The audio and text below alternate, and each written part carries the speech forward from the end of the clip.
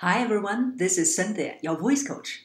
In this video, it is an interview that I did with my friend Lynn Bishop. In this video, we talked about how to have more self-confidence. And who is Lynn? Lynn works with successful women who secretly feel they are not enough. She helps them embody confidence and live the happy, vibrant life they crave.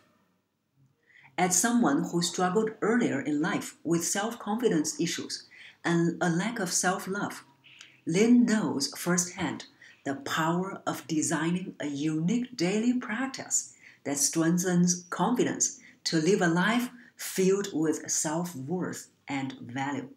You don't want to miss the interview. Now here is the interview. Hi, Lynn. It's so nice to have you in this interview. Oh, it's such a pleasure, Cynthia. Thanks for having me. Okay, sure. So I would like to let the listeners hear your story because I know that you have the struggle with self-love, self-confidence. Would you like to share a bit more? Sure. It's been definitely a journey, and I'm always happy to share it, especially if it helps other women to move out of self-doubt. So, gosh, I was working in Silicon Valley for one of the Valley's top companies, and it was a really exciting time in my life. It was a dream job that I never expected that I would see myself in.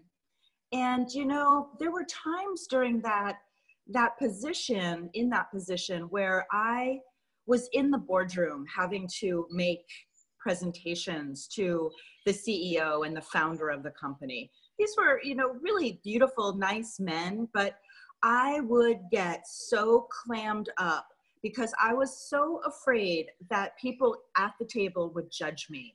And so I realized that it was really a lack of self-confidence, and it was an inability for me to really see my strengths and values as they contributed to the overall whole team. And it really held me back in terms of letting my voice be heard within the context of this really amazing job that I held. And that's when I first really saw that I had self-doubt issues, because my projection was always one of self-confidence. I don't know if that makes sense. Okay. Yeah, sure. Yes. Yeah. And also I know now you live in Panama. Yeah. So I've really recreated my whole life based on finding my authentic self again. And that's what I think is the most amazing part of finding your self-confidence and your self-worth, is that you get to find out who you really are and take risks and give yourself challenges that maybe your unconfident self couldn't really step into.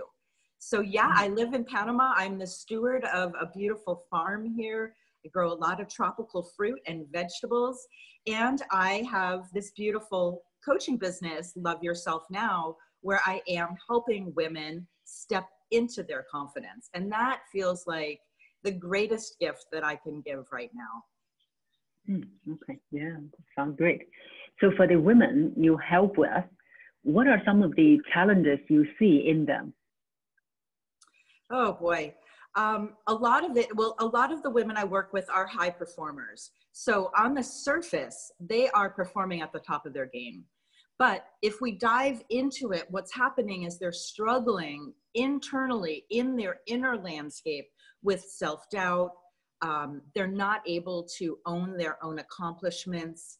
For instance, I'll give you an example. If my client says, my colleagues have told me I've done a really good job at this one thing, I tend to say, oh, well, it was just luck. I was in the right place at the right time.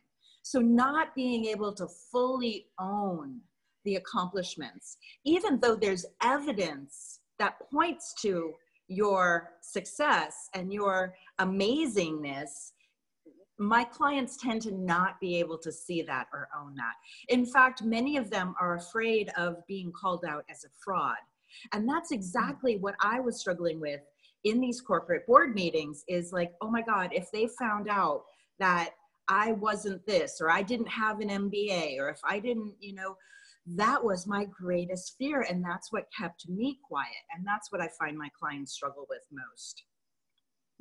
Okay. Yeah, that's interesting, because most of the times we would think that, oh, it is more of a culture issue, but looks like that it is not just a culture issue. It is also a lot of women are having this problem, not taking, not claiming their achievement. Yeah. Well, you know, Cynthia, it's really interesting. 70% of everybody in the world suffers from this at some time in their life. Now, the majority of them are women. And I want to say that I think it's both a cultural and an internal issue. I think it's part of what society has set up for women especially, but also I think that there is this conditioning that happens from a very young age within women that gives this foundation of self-doubt and of fraudulence. And that's what I'm on a mission to help women overcome that, because it's just time. We're ready to step out, but we just don't have the tools to really identify what's happening in the inner landscape. Okay, yeah. So what are some of the ways that you help the women, with those women who are suffering from self-doubt? Oh, well, you know, I've got a pretty big toolbox, and so I can pull a lot of really fun things out of there. And actually it is a lot of fun, because the number one thing that we do together is to find ourself again. And what I mean by that is that authentic self. And so we do a lot of deep diving into our inner landscape, where we're looking at who we are in terms of who do we really want to be and show up as in the world. We look at things like, what are our greatest passions? What do we love doing?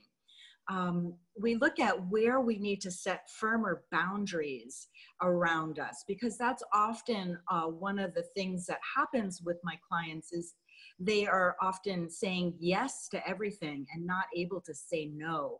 So looking at boundaries.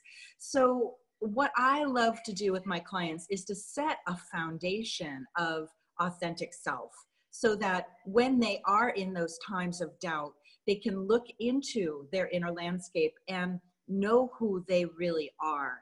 And from that place of deep knowing, they can step out with confidence, because there is no misunderstanding of who they are or who they are representing as authentic within them.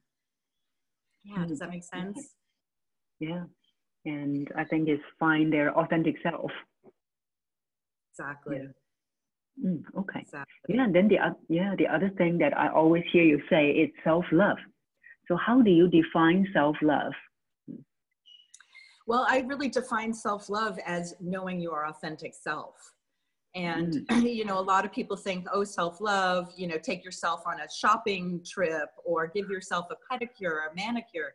But actually, I think self-love goes a lot deeper. And that is, you know, setting those foundational components like boundaries. I think that's one of the things that especially women have a hard time with, because we don't want to be seen as a bitch or as not being able to be a team player. You know, these are things that have been cultivated through our culture. You know, we've got to be on the team. So it's that being able to say yes or no confidently as it serves our best being.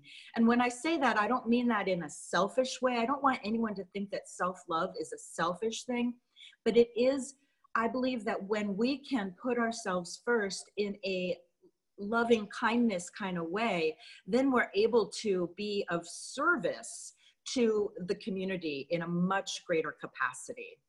Yeah. Yeah. So I think one is find your authentic self. And then one of the things is to set boundaries. Yeah, that's a big one, actually. Yeah, because, you know, in my early years, I was looking for reasons to set boundaries. So I remember I was asking one of my mentors, I said, why do we need to set boundaries? shouldn't we be nice to everyone? Yeah, so I learned the hard way. Yeah. Yeah, and I'd just like to say that, yes, we can be nice to everybody, and we can say no in a way that is compassionate and kind to other people, but that preserves our sense of integrity as well. Mm-hmm. Yeah. So once they can set clear boundaries and they found their authentic self, how would that help them?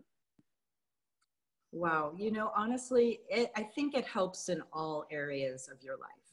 It helps in relationships with other, because what you begin to see, excuse me, is who is on your team, who's there to support you.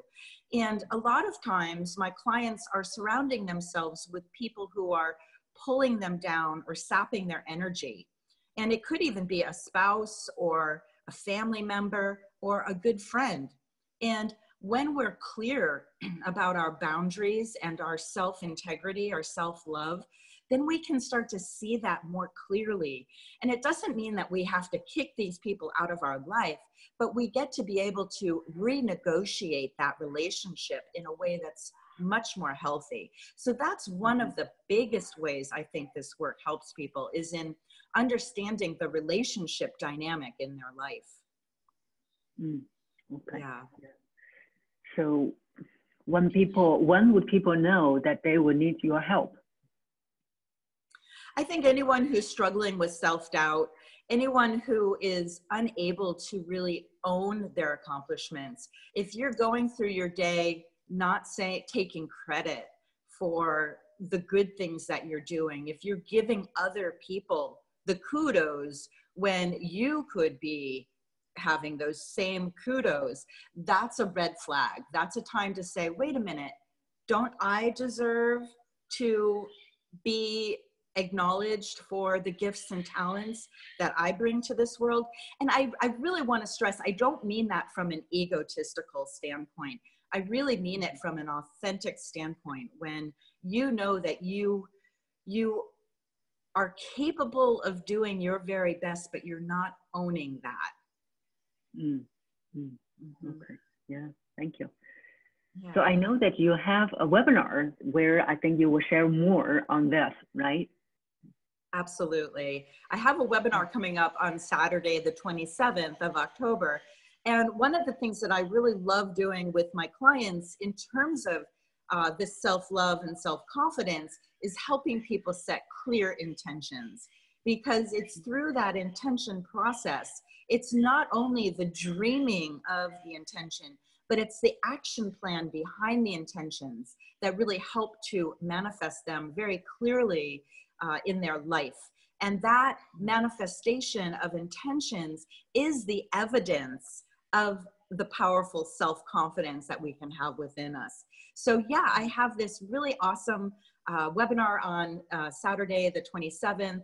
And it is all around using the energy of the full moon in October. It's our hunter full moon. I really love to tie in nature and the elements to my practices, because I think it connects us fully with, you know, who we are as people in the world, but also planet Earth and the universal energies. So yes, that is a new moon ritual. I'm sorry, a full moon ritual, and it will be the 27th of October, focusing on intention setting. Okay, yeah, sounds very good. And we will be posting the link below this video. Awesome, that's great. Okay, and then is there any final advice that you have for my viewers? Yeah, I think I do. I have one little piece of advice, and I think if everyone could have some type of a daily practice, whether it be in the morning or in the evening, and even if it's just for 2 minutes or 5 minutes, a lot of times my daily practice is in bed before I actually get up in the morning, where I just really try to come back to myself after my dream time, connect in with what it is that I really want to see myself moving throughout the day. I do a little bit of meditation. And I really feel that the daily practice is unique to everybody. Some people might want to go for a run. Some people might want to sit in meditation. Other people might like to do some yoga. And other people might like to do some journaling. So whatever it is, though, the daily practice to me means some uninterrupted time. Sorry about that. Some uninterrupted time for self, where we can really do some self-reflection and, you know, create that foundation of authentic being through this quiet time with ourselves. I think that's the number one thing. Yeah, that's right. I think when you don't even have time to do self-reflection, then there will be no self-love. That's right.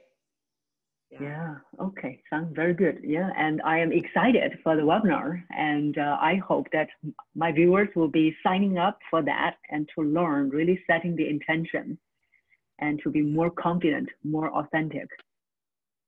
Yep. And, you know, I think this ties directly in with what you're doing with authentic voice. So yes. The two, you know, it's becoming the authentic whole person. Yes. Yeah. Okay. That's right. Okay. Thank you, Lim, for this interview. Thank you for your time. Thank you, Cynthia. This has been so fun. It's been such a pleasure to speak with you. Yes. Thank you. Okay. Bye.